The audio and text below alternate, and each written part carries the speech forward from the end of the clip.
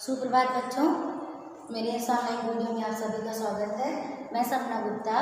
आज कक्षा 9 की विषय हिंदी, इसमें मैं आपके पाठ्यक्रम का अध्याय 3 मीराबाई आज पढ़ाऊंगी। इनके जीवन परिचय पर आज हम लोग चर्चा करेंगे कि इनका जीवन परिचय क्या था। इनके जीवन के बारे में हम जानेंगे कि इनका जीवन किस तरह का रहा, कैसे व्यतीत हुआ। बच्चों, जोधपुर के संस्थापक राव जोधा जी की प्रपौत्री, मतलब इसको पोती आप लोग कहते हैं। जोधपुर नरेश राजा रत्न सिंह की पुत्री भगवान कृष्ण के प्रेम की बहुत ही बड़ी दीवानी थी। मतलब उन्हें भगवान श्री कृष्ण से लगाव हो गया था। कारण क्या था, वो कारण अभी आप लोगों को आगे पता चलेगा, जैसा कि मैं बता भी रही हूँ। तो दीवानी थी वो कृष्ण जी की। मीराबाई का जन्म राजस्थान के चौकड़ी नामक ग्राम में सन 1498 ईस्वी में हुआ था। बचपन में ही माता पिता का निधन हो जाने के कारण ये अपने पितामह राव दूधाजी के पास रहती थी और प्रारंभिक शिक्षा भी उन्हीं के पास रहकर प्राप्त किया। राव दूधाजी बड़े ही धार्मिक एवं उदार स्वभाव के प्रवृत्ति के थे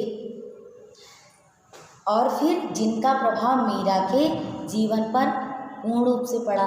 वो धार्मिक प्रवृत्ति के व्यक्ति के पास रह रही थी, अर्थात अपने पितामह दूधा जी के पास रह रही थी, तो उनका पूरा प्रभाव मीराबाई के जीवन पर पड़ा।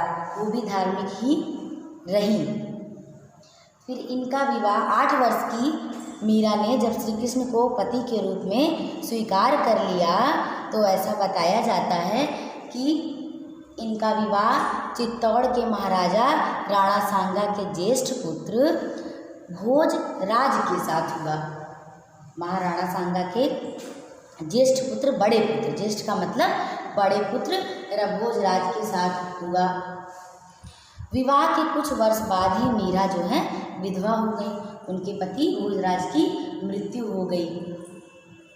अब तो इनका सारा समय श्री कृष्ण जी की भक्ति में ही व्यतीत होने लगा।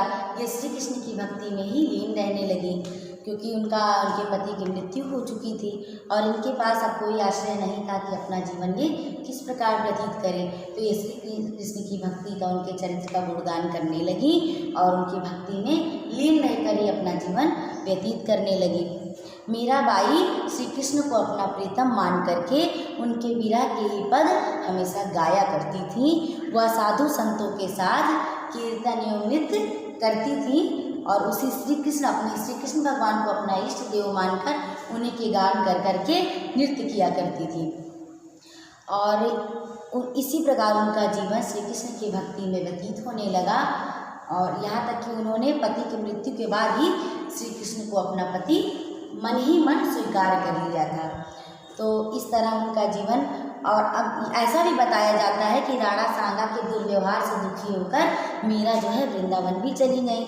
मीरा की कीर्ति से प्रभावित होकर अपनी भूल पर राणा जी ने जो है पश्चाताप भी किया। उन्हें वापस बुलाने के लिए कई बार संदेश भी भेजा, परंतु वो श्री कृष्ण की भक्ति में बिल्कुल लीन हो चुकी थी और मीराबाई जी जो है वो वापस आना उचित नहीं समझी। और मीरा एक पद की पंक्ति हरि तुम हरो जन की पीर, यही हमेशा ही गाती थी और उनके सारे पदों में श्री कृष्ण की गुणों का गान पाया जाता है। और अंत में इसी तरह उनका जीवन व्यतीत होते होते श्री मीरा जी की मृत्यु जो है द्वारिका में सन 1546 के लगभग बताया जाता है। तो ये ऐसा बताया भी जाता है। साहित्यिक क्षेत्र में भी उनका बहुत योगदान रहा है। हिंदी साहित्य में उनकी कई रचनाएं हैं। मीराबाई का मलार, गरबा गीत, राग बिहाग, उसके साथ ही कुछ फुटकर गीत श्री कृष्ण के चरित्र के गुणों से संबंधित, इस तरह के कई रचनाएं हैं। इसका वर्णन आपको आगे और भी मिलेगा। मैंने तो इतना ही मौखिक रूप से बताया है। आपको जीवन परिचय जब मैं लिखने को दूंगी तो उसमें पूरी तरह मैं सब बताऊंगी। तो इस जीवन परिचय को आप लोग अपनी किताब से एक बार पूरी तरह पढ़िएगा, तो आप लोगों को बहुत अच्छे से समझ में आ जाएगा, पूरी तरह याद हो जाएगा। और इनकी जो रचना है आपके पाठ्यक्रम में, इस पर हम लोग अगले वीडियो में चर्चा करेंगे। उसकी व्याख्या हम लोग अगले वीडियो में पढ़ेंगे। तब तक के लिए आप लोगों को बहुत बहुत शुभकामनाएं। धन्यवाद।